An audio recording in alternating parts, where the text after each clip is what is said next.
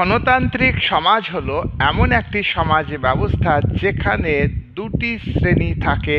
একদিকে মূলধনের মালিক শ্রেণী, অন্যদিকে মূলধনের মালিকানা থেকে বঞ্চিত, কারখানার মালিকানা থেকে বঞ্চিত শ্রমজীবী শ্রেণী বা শোষিত বঞ্চিত শ্রেণী।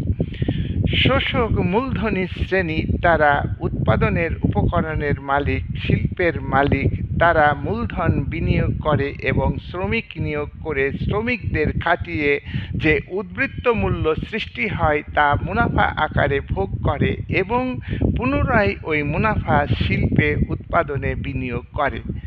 অন্যদিকে সর্বহারা শ্রেণী, শোষিত বঞ্চিত, তারা তাদের শ্রমশক্তি মালিকের কারখানাতে বিক্রি করতে বাধ্য হয় এবং তার বিনিময়ে তারা ন্যূনতম মজুরি পায়, অতি কষ্টে জীবনযাপন করে। এই সমাজ ব্যবস্থা